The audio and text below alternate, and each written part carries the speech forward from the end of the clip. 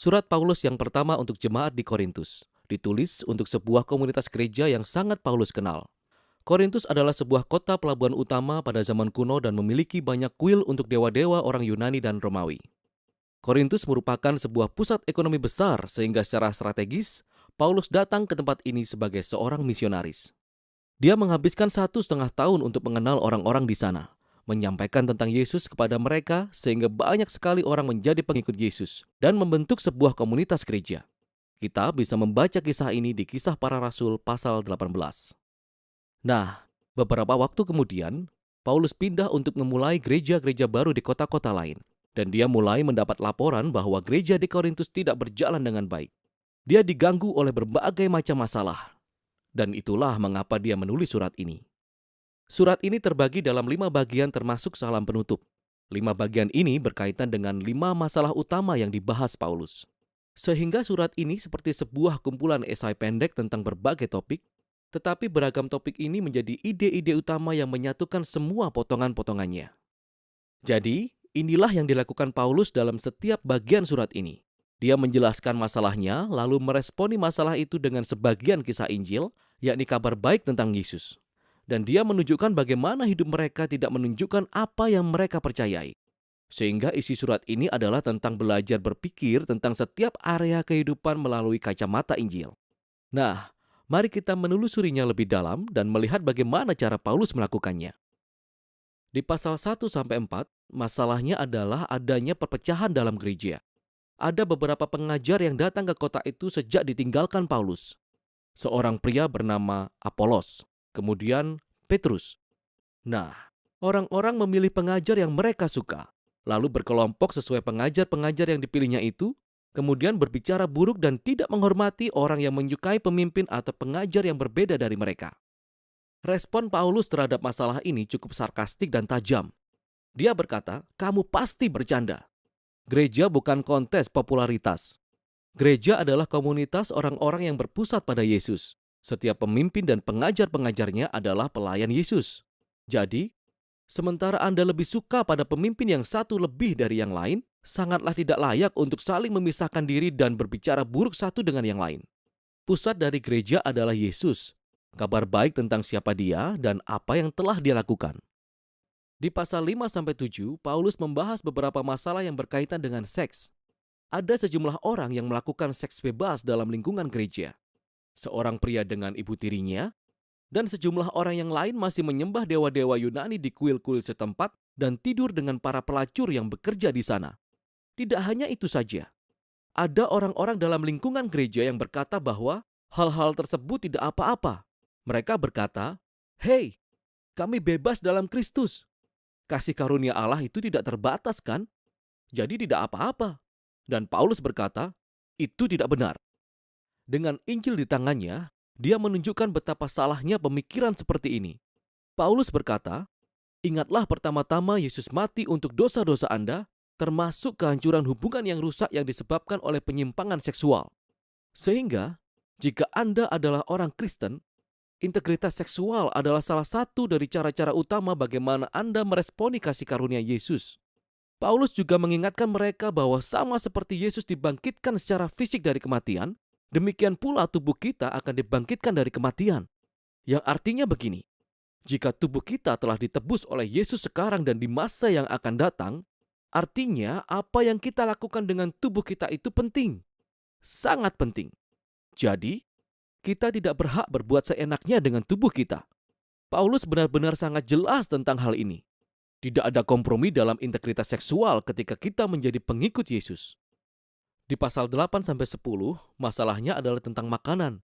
Tapi bukan sekedar memilih makanan seperti apakah kamu suka atau tidak suka dengan makanan tertentu. Masalah yang menyebabkan terpecahnya jemaat Korintus ini adalah tentang daging yang berasal dari hewan persembahan di kuil-kuil setempat untuk para dewa Yunani dan Romawi. Sehingga, terjadilah perpecahan antara orang Kristen Yahudi dan Kristen non-Yahudi tentang cara meresponi masalah ini. Dan sekali lagi, Paulus membandingkan hal ini dengan beberapa gagasan inti dari Injil. Dia berkata bahwa kesetiaan kita yang pertama dan terutama adalah kepada Yesus sebagai Tuhan, bukan kepada dewa-dewa lain. Jadi jika kita ada dalam sebuah situasi di mana terdapat daging hewan yang telah dipersembahkan kepada Allah lain, lalu ada orang-orang di sekitar yang mengamati kita dan berkata, "Oh lihat, hei, orang Kristen menyembah Yesus dan mereka dapat menyembah Allah lain juga." Paulus berkata jika situasi seperti ini terjadi, jangan makan daging itu. Kesetiaan kita adalah kepada Yesus, dan kita harus mengasihi orang-orang tersebut lebih dari diri kita sendiri dan tidak menyesatkan mereka. Namun dengan cepat Paulus menjelaskan lebih jauh dan berkata, "Dengar, sebagai orang Kristen, kita percaya Tuhan adalah pencipta segala sesuatu termasuk hewan tersebut. Dan berhala-berhala di kuil, kita percaya bahwa mereka hanyalah potongan-potongan kayu dan batu. Jadi, jika tidak ada seorang pun di sekitar kita yang akan salah paham dengan tindakan kita, dan saat itu kita lapar, makanlah. Kita bebas sebagai seorang manusia baru dalam Kristus untuk mengikuti hati nurani dalam urusan-urusan yang diperdebatkan seperti ini."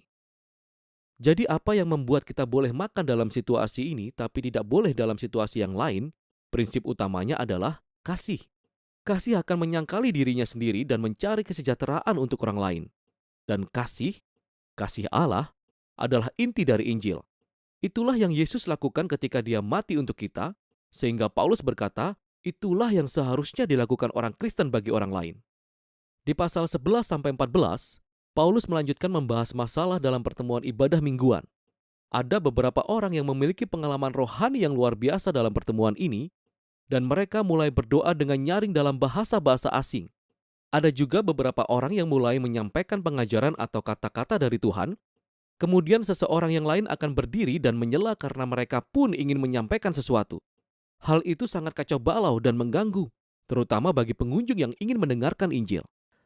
Sehingga dalam pasal-pasal ini, Paulus menolong mereka berpikir. Pertama-tama, tentang tujuan dari pertemuan ini, yakni menolong mereka melihat bagaimana perilaku yang tepat. Dia berkata bahwa pertemuan adalah sebuah tempat di mana Roh Allah seharusnya bekerja melalui semua orang dan hendaknya terjadi dalam sebuah kesatuan. Sehingga dia memakai perumpamaan keren ini, yaitu gereja ibarat tubuh manusia. Satu, tapi memiliki bagian-bagian yang berbeda, dan setiap bagian memiliki tugas yang unik dan penting. Lalu dia melanjutkan dengan menyebutkan banyak hal yang dilakukan Roh Kudus melalui orang-orang yang berbeda. Semuanya untuk membangun gereja. Itulah kata kunci dalam pasal-pasal ini. Dan Paulus menyimpulkan bahwa nilai tertinggi dalam pertemuan seharusnya adalah konsep pokok dari Injil, yaitu kasih Allah. Kasih adalah kata kunci dalam pasal-pasal ini juga. Kasih akan mendorong setiap orang dalam pertemuan untuk menggunakan peran mereka untuk melayani dan mencari kesejahteraan bagi orang lain. Jadi, Paulus menerapkan semua hal ini untuk semua masalah jemaat Korintus. Beberapa orang berpikir bahwa tujuan dari pertemuan itu adalah untuk memiliki pengalaman rohani yang hebat, atau untuk mendapat kesempatan untuk menyampaikan pemikiran mereka. Sehingga Paulus berkata, "Dengar, aku adalah penggemar berat pengalaman-pengalaman doa yang hebat, namun jika itu mengganggu orang lain atau membuat mereka takut, aku harus berhenti. Karena itu artinya, aku lebih mengasihi diriku sendiri daripada orang lain." Berkumpul dalam nama Yesus harus teratur, sehingga semua orang bisa belajar, bernyanyi, menyembah, dan mendengar Tuhan berbicara kepada mereka. Masalah terakhir yang dibahas Paulus adalah masalah tentang kebangkitan Yesus dan harapan masa depan dari para pengikut Yesus. Ada beberapa orang di gereja yang berkata bahwa ide tentang kebangkitan adalah konyol dan tidak terlalu penting untuk menjadi seorang Kristen. Paulus memberikan reaksi kerasnya kali ini.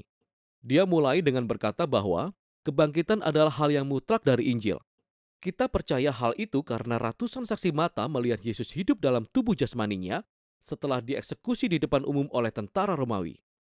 Jika Yesus tidak bangkit dari kematian, Paulus berkata, maka kematian Yesus adalah sia-sia. Kita semua masih terhilang dalam dosa dan keegoisan kita, sehingga kita berhenti saja menjadi orang Kristen. Paulus kemudian menunjukkan secara rinci bagaimana kebangkitan adalah kemenangan Yesus atas maut dan kejahatan, bagaimana hal itu adalah sumber kehidupan dan kuasa bagi kita sekarang ini, dan bagaimana hal itu menjadi sebuah janji harapan masa depan bagi seluruh dunia. Oleh karena kebangkitan itulah kita memiliki sebuah alasan untuk bersatu dalam Yesus. Itulah alasan kita memiliki motivasi untuk menjaga integritas seksual. Itulah sumber kekuatan untuk mengasihi orang lain lebih dari diri kita sendiri, dan pada akhirnya, itulah harapan kemenangan kita atas maut. Sehingga Paulus berkesimpulan, Kita percaya bahwa Yesus bangkit dari kematian, yang berarti ini. Injil bukan sekedar nasihat moral atau sebuah resep untuk kerohanian pribadi. Injil adalah sebuah pernyataan tentang Yesus yang membuka sebuah realitas baru. Dan itulah isi surat 1 Korintus, melihat setiap bagian kehidupan melalui kacamata Injil.